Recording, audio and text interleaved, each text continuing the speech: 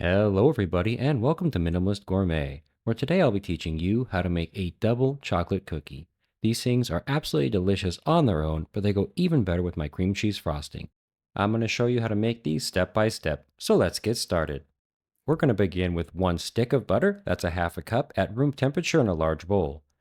One half of a cup packed brown sugar. You can use the light or the dark for this. One third of a cup granulated white sugar goes in. This will give us the best combination of flavor and texture. Now we need to cream this by whisking it very vigorously. The sugar is going to be hitting against the butter molecules, incorporating a lot of air and making this a nice, light and fluffy mixture. You'll notice that the color is going to go from a dark brown into a lighter brown as we incorporate more air, and it'll become a lot more fluffy. Once it reaches this stage, we know it's time to put in our egg. We're going to crack our egg right on top of our mixture here, and go ahead and do just as we did before. Mix this very, very well. It should continue to become creamy and lighten in color and texture a little bit more. Finally, we're going to add our last wet ingredient, which is 2 teaspoons of vanilla extract. We want to mix this into our wet ingredients before setting it aside and working on our dry ingredients. I'll be measuring my dry ingredients directly into my colander, which is the closest thing I have to a sieve. If you don't have a sieve or colander, don't worry about that. This is just going to help us reduce any clumps that might exist. In here, we're going to place 1 cup of all-purpose flour, followed by 1/3 of a cup unsweetened cocoa powder. 1/2 a teaspoon baking soda goes in for our leavening, followed by 1/2 of a teaspoon table salt. This will make sure all of our flavors pop. Now we're going to go ahead and run this through our sieve real quick to see if we have any lumps and work those out. My cocoa powder tends to be pretty lumpy here, so that's why I did this. As you can see, that's what I have.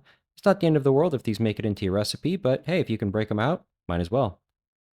I like to give all of my dry ingredients a thorough mixing before I incorporate them in with the wet ingredients. We don't want to overwork this mixture once we bring these two together, so this helps make sure everything goes smoothly. Now speaking of, we're going to go ahead and pour our dry ingredients directly on top of our wet ingredients, and we're going to mix these in very carefully. You don't want this batter to be overworked and become chewy because we're going to lose our wonderful kind of cake or brownie-like texture from these cookies. So you want to work this as little as possible by gently stirring and folding it in together until it just becomes incorporated. I honestly mixed this for about 30 seconds total until all the streaks of flour just worked their way out. Then I went around the bowl with a spatula to fold it in and make sure that there weren't any pockets of hiding flour in there. This looks pretty good, so we're going to stop mixing here. And finally, we're going to put in 1 cup of chocolate. This happens to be dark chocolate pieces that I've cut off of a larger brick, but you could use chocolate chips if you'd like of any flavor. Milk chocolate, dark chocolate, white chocolate, mint even would work great in this recipe. So go ahead and explore your flavor options a little bit and use your favorite combinations. We're going to sprinkle this right on top of our batter and then use our spatula to gently fold this in just a few times. Because this has wheat flour in there, the more we work it, the more gluten we're going to create. That's why we want to try to work this as little as possible and preserve that wonderful fudge-like texture. The higher the gluten content, the more chewy they're going to be. I have my baking sheet here lined with some parchment paper and a 1/8 cup measuring cup to measure out my cookies. I like to make these all the same size, that way they all finish cooking at the same time. You can just use a spoon, an ice cream scoop, a disher, whatever you have to get the same size ball of cookie dough each time. We're going to roll this between our hands here until it's nice and round, and then place that down on our parchment paper. If you like my content, maybe consider giving this video a like or even subscribing. I'd certainly appreciate it. Now, if you like a nice, thick, fudgy cookie, you can go ahead with this method. We're going to push these cookies down to about 2/3 of their original size. They're still going to be relatively thick here before we put them in the oven. When they bake up, they'll be nice and thick in the middle and have a nice, rich, fudgy interior. These go into a center of a preheated 375-degree oven for about 7 to 9 minutes. Now, if you like a slightly thinner cookie that isn't quite as fudgy in the middle, you do the same exact thing as before, but we're going to press these down quite a bit more until they're about 1/3 of their original height. This will still create a nice brownie-like texture in the center, but not be quite as fudgy. Once again, these are going to be placed into a preheated 375-degree oven and cook for about 7 to 9 minutes. And this is the thinner batch. They took closer to the 7-minute mark to get cooked, and this is what they look like. You'll notice that you have just a tiny bit of cracking along the top, and the center is a nice even color with the edges. This way you know they're finished. Now, you want to take these off and put them onto a cooling rack if you have one. I don't have a cooling rack, but this little rack from my toaster oven works great. This will help prevent any condensation from forming on the underside, and it will also help them dissipate their heat a little quicker so they won't continue cooking and overbake after they've been pulled out of the oven.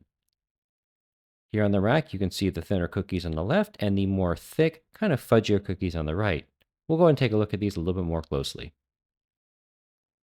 Because we didn't work this dough heavily and we didn't create a lot of gluten, these are going to have more of a texture of a brownie, if you will. So when we break them open, you can see that they do break like a cookie here, but on the inside, it's a bit more like a rich chocolate cake or a nice thick brownie. Now, these are what the thinner cookies look like here. They're nice and cooked all the way through. They're still very moist and have that good rich interior. Compare them. We have the thicker on the left and the thinner on the right here. And this is what the thicker one looks like. You can see it's a lot more fudgy on the inside, and this definitely looks like a brownie. Another option that you can do here is you could decorate up these cookies with my homemade cream cheese frosting. I'll leave a link in the description below as well as the end card to my quick and easy recipe. You don't need a piping bag either. You can just turn a sandwich bag or just a little plastic sack into a piping bag. And any longtime member of this show is going to know that I am terrible at decorating, so this is about the best job that I can do. But guys, be creative when it comes to the decoration. I know that many people eat with their eyes. I love having the cream cheese frosting on these cookies. It creates a wonderful contrast with that rich chocolate base of the cookie for a nice kind of light and fluffy frosting. Now, whether you like to eat these thin or thick, with or without frosting, I know you're absolutely going to love these. And guys, it really is just that easy to make this delicious cookie in your own home tonight. I want to thank each and every one of you for watching today. I really appreciate your time, and I hope to see you again here next week on the next episode of The Minimalist Gourmet.